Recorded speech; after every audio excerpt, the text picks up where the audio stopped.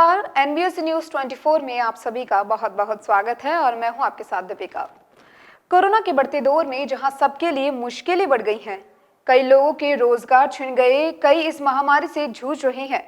मरीजों के परिजन भी ऑक्सीजन और बेड के लिए दर-दर भटक रहे हैं। जहां हर तरफ कोविड को लेकर नकारात्मकता फैली हुई है, लेकिन इन सब के बीच भी कुछ हॉस्पिटल की सेवाएं हमें राहत के कुछ पल दे रहे हैं। आज हम आपको ऐसे ही एक hospital, Maharaja Agrasen hospital management staff से रूबरू करवाते हैं, जिन्होंने आमजन को इस महामारी के बीच बहुत ही अच्छा संदेश दिया है। आइए बात करें इनसे। कोविड-19 को लेकर यहाँ पे क्या प्रिपरेशन आप लोगों ने कर रखी है, किस तरीके के पेशेंट्स आपको देखने को मिल रहे हैं, उसके बारे में बताइए। देखिए, हमारे यहाँ पर जितने भी पेशेंट आते हैं, सबसे पहले तो मैं बता दूं, ये अग्रवाल समाज द्वारा संचालित, समिति द्वारा संचालित अग्रसेन हॉस्पिटल है। हमारे यहाँ पर कोविड के लिए पूरी तरह से तैयारियां हैं।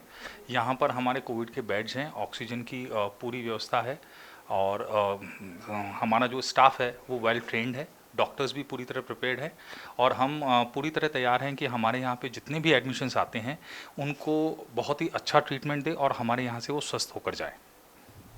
सरकार द्वारा जो वैक्सीनेशन कार्यक्रम लॉन्च किया गया है, जो वैक्सीनेशन किया जा रहा है, उससे क्या इम्पैक्ट पड़ रहा है लोगों पर? मतलब क्या कोविड पेशेंट्स कम आ रहे हैं या फिर कैसे क्या सिचुएशंस है? देखिए, वैक्सीनेशन के प्रति शुरुआत के अंदर कम जागरूकता थी, लेकिन अब धीरे धीरे जैसे जैसे ये फैला है तो लोगों में ज़्यादा जागरूकता आ रही है।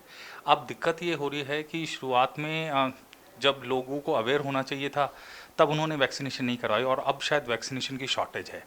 तो प्राइवेट सेक्टर के अंदर अभी वैक्सीनेशन रुका हुआ है या अवेलेबिलिटी ऑफ वैक्सीन कम है।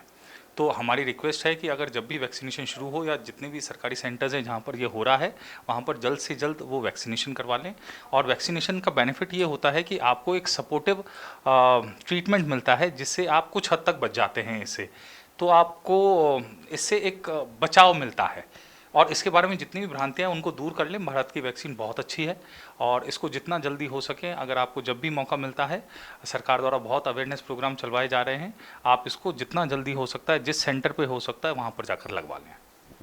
अगर कंपैरिजन की बात करें तो जैसे कि हम देख रहे हैं ऑक्सीजन सिलेंडर और बेड्स की काफ़ी कमी आ रही है हॉस्पिटल्स में, तो इस हॉस्पिटल की बात करें तो क्या कहना चाहेंगे आप? देखिए, शुरुआत के अंदर जब पैनिक की सिचुएशन थी, जब ये दूसरी लहर आई थी, उस वक्त तक कोई भी प्रिपेयर नहीं था इस बात के लिए, इसलिए शुरुआत में थोड़ी समस्याएं थीं। धीरे धीरे प्रशासन द्वारा भी और हॉस्पिटल मैनेजमेंट द्वारा भी, यहाँ तक कि हम हमारे ट्रस्टियों का भी बहुत धन्यवाद देंगे जिन्होंने बहुत सपोर्ट किया और आज हम उस मुकाम पर हैं कि जहाँ पर हम ईज़िली सारी चीज़ों को मैनेज कर रहे हैं, किसी भी तरह का कोई पैनिक नहीं है। और अब धीरे धीरे हम मैनेजमेंट में आ रहे हैं कि अगर मान लीजिए हमारे को at a time multiple patients भी आते हैं या ज़्यादा संख्या में भी आते हैं, तो हम उनको मैनेज कर पाएंगे वन बाय वन करके। हमारी जो कैपेसिटी है उसके हिसाब से हम इजीली सर्व कर रहे हैं लोगों को और जितने भी पेशेंट हैं वो अच्छे से ठीक होकर जा रहे हैं। तो क्या आप ये कहें कि अब कोविड पेशेंट्स में कमी आ रही है, जो पहले के मुकाबले लॉकडाउन से पहले की, और अब जो व्यवस्थाएं हैं या फिर जो भी है उसके अंदर? धीरे धीरे जैसे जैसे कोविड कंट्रोल होता जाएगा कमी आती जाएगी। दूसरा बेनिफिट ये है कि गांवों से शायद पलायन कम हुआ है। पहले सब शहर में आ रहे थे, एक ही सिटी पे प्रेशर बहुत ज़्यादा आ गया था, इस कारण से काफ़ी समस्याएं आ रही थी। लेकिन अब काफ़ी सारे इंतज़ाम भी सुधर गए हैं, पलायन रुक गया है, गांव में व्यवस्था हो गई है ऑक्सीजन की। इससे बेनिफिट ये मिलता है कि शहरों पे प्रेशर कम हो गया है और धीरे धीरे धीरे कोविड के जो मरीज़ हैं उनकी संख्या कम हो रही है। तो आप दर्शकों को बताना चाहेंगे क्या क्या सिम्टम्स है जिसको देखकर वो हॉस्पिटल विजिट कर सकते हैं, अगर उनके अंदर ये सिम्टम्स उन्हें दिखते हैं तो? देखिए, सिम्टम्स जहाँ तक हैं, जैसे कि नॉर्मल सभी डॉक्टर्स बताते हैं कि आपको खांसी है, बुखार है, इस तरह की कोई भी चीज़ अगर आपको होती है तो आप इनको इग्नोर ना करें और तुरंत पहले एक बार चेकअप करवा लें और यथासंभव प्रयास करें कि आप आपकी जो लाइफस्टाइल है उसको हेल्दी रखें और पॉजिटिव रहें। इसमें सबसे बड़ा मूल मंत्र निकलने का आपका पॉजिटिवनेस है। अगर आप पॉजिटिव रहते हैं तो आप इस बीमारी से कभी भी निकल सकते हैं। गोलियां, दवाइयां, इलाज, ट्रीटमेंट, ये सब भी तभी आप पे असर करता है जब आपकी सेंस पॉजिटिव होती है। तो हमारा तो यही मूल मंत्र है कि कोई भी हमारे यहाँ पे पेशेंट आता है या उनके अटेंडर्स आते हैं तो हम उनको पॉजिटिव रहने की सलाह देते हैं और उनको ये सलाह देते हैं कि अगर शुरुआत में ही आपको सिम्टम दिख रहे हैं तो शुरुआती दौर में ही आप जांच करवा लें, क्योंकि जितना इसमें डिले करेंगे उतना हमको नुकसान होता है।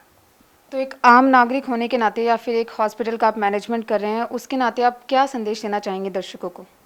देखिए, जो सरकार की गाइडलाइंस है उसका सख्ती से पालन करें।